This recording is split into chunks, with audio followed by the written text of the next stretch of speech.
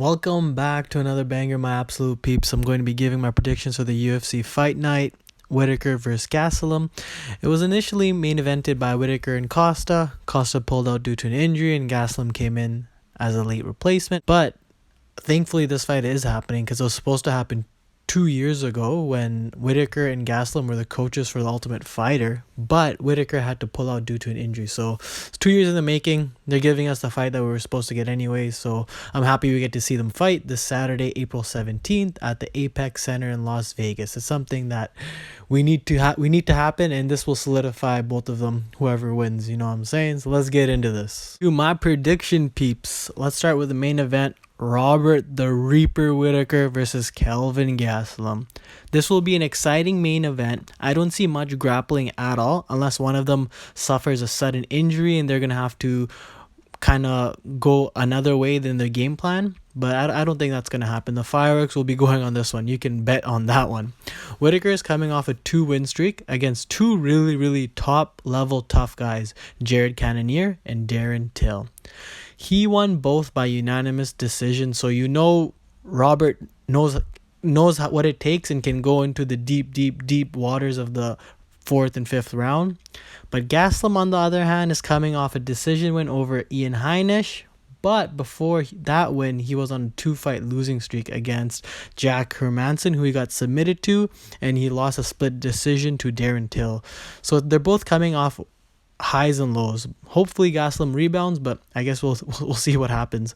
This matchup also gets interesting due to the title shot ramifications. Essentially, if Whittaker wins this match, it would be hard to not give him a rematch against the champ, Israel Adesanya.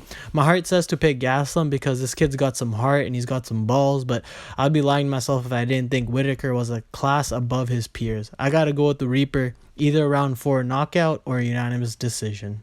Co-main event time, and boy, there is some bad blood here. If you watch the weigh-ins today, we got Jeremy Little Heathen Stevens going up against Drakkar Klose. Stevens is coming off a bit of a layoff, and he hasn't won a fight since 2018, so he's looking to prove himself a little bit and solidify his position within the division. On the other hand, Klose is trying to prove himself that he has the skill set to compete with the top light heavyweights, so he really needs to focus on his game if he wants to be in the UFC. And on the other hand, Jeremy really needs a win if he wants his time to be in the UFC not be over. So it's going to be a little bit of a give and go. Klose is looking to rebound from a loss early last year to Beneil Dariush, and they're both looking for a win, and I feel this fight will be an exciting one. For my prediction, I have to go with Klose. He just seems hungry and focused, but I hope Stevens really does have the cardio to stay in the fight in round 2s and 3 and really puts on a show for us, because he deserves to be in the UFC for sure. Now let's get into our heavyweight matchup. We got Andre the Pitbull Arlovsky taking on Chase the Vanilla Gorilla Sherman. This is a typical story. The new kid on the block taking on the experienced veteran. Arlovsky has been fighting at an elite level for so long, and I think it's time for the young guns to show up. You know what I'm saying? Sherman hasn't really fought someone with a resume like Arlovsky's in his whole career. It will be very interesting to see what adjustments will be made on his side and if he can handle the pressure of a former UFC heavyweight champion. Arlovsky is no slouch. He's one of the top contenders in the heavyweight division previously. Now obviously he's slopped down a little bit.